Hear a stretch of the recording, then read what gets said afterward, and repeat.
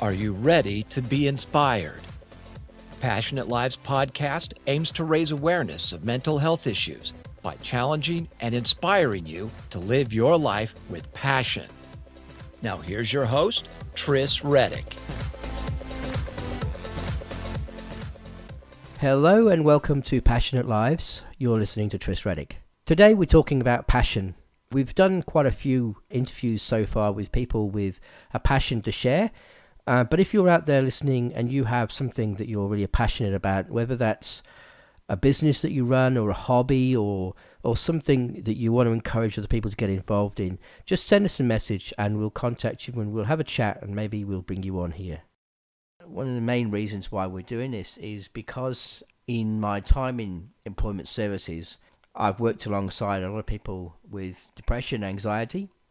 And in that role, I've also worked alongside a lot of entrepreneurs. And there's one thing that's kind of stark difference between the two. And the people with depression and anxiety often don't have a motivator to get them up in the morning. They don't have a reason to get out of bed.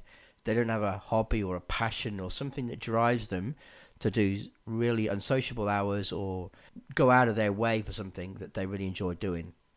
And the contrary is true for entrepreneurs. Entrepreneurs have a very strong driving force that gets them out of bed, that gets them working more than 8 hours, sometimes 12 hours a day on their passion, which often is the business that they're doing. And so by promoting passionate lives, we're also trying to promote good mental health. One of the good things about having a passion is that it's very difficult to be suicidal if you've got a really good motivator in your life. And so by having that hopefully inspiring you guys to have a motivator in your life, it actually reduces your chances of falling into depression. One of the things that I want to talk about today, it is Mental Health Week, and it's not only Mental Health Week, but it's the 50th anniversary of Mental Health Week in Australia. And so looking back 50 years, there's many changes in mental health, in the way that we see depression, anxiety. The way that we understand mental health has changed a lot in 50 years. And some of the stereotypes are being mown down over the last few years. And that's a lot to do with the different workshops and courses out there that are there to combat the stereotypes and the myths and to encourage people to be open and to talk about mental health and not be scared of what people are going to say. You know, for Are You OK Day, not being scared if they say no, not being scared about talking about suicide. These are important things that people need to feel comfortable about talking, and hopefully we can see more of those changes in the world.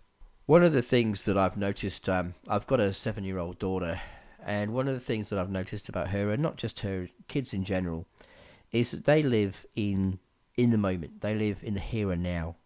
They get out of bed in the morning, the first thing they're thinking of is, how am I going to enjoy myself today? How am I going to have fun? What am I going to do? What games am I going to play that are going to make me have fun? And that's their motivating force right until they go to sleep. And even when they're going to sleep, they're thinking about what dreams they're going to have, how they're going to enjoy the night as much as possible, that they're just very focused on enjoyment, having fun, and living in the here and now. And I think something tragic happens as we grow older, as we get through our teens and become responsible adults, inverted commas, and we start thinking about bills and planning and all this kind of stuff. And then we start living in two zones. We either live in the past or we live in the future. Very few adults actually live in the present.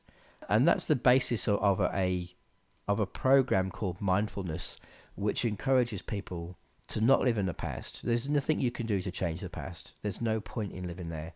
And there's really no point in living in the future because the future hasn't happened. And, half the time it's out of our control anyway. So they're both a complete waste of energy in living in both of those realms. We have to get back to our childhood instinct that somewhere along the way we lose, where we actually live in the present.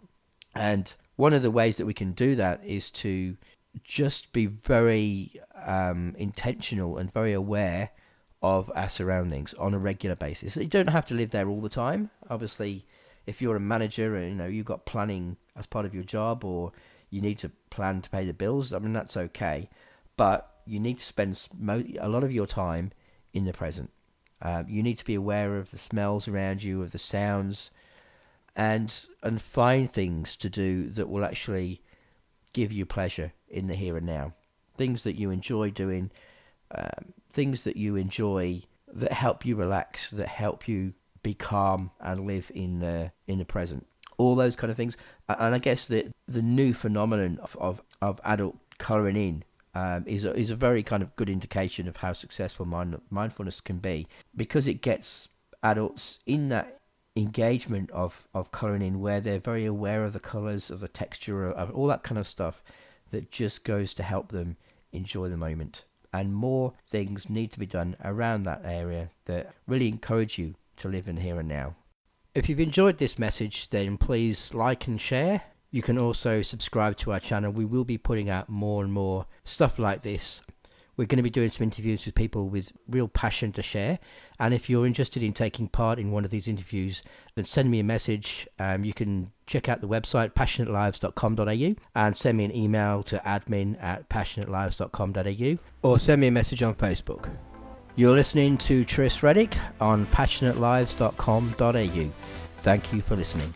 You have been listening to the Passionate Lives podcast with Tris Reddick. For more information on what we do, check out our website at passionatelives.com.au or send us an email to admin@passionatelives.com.au.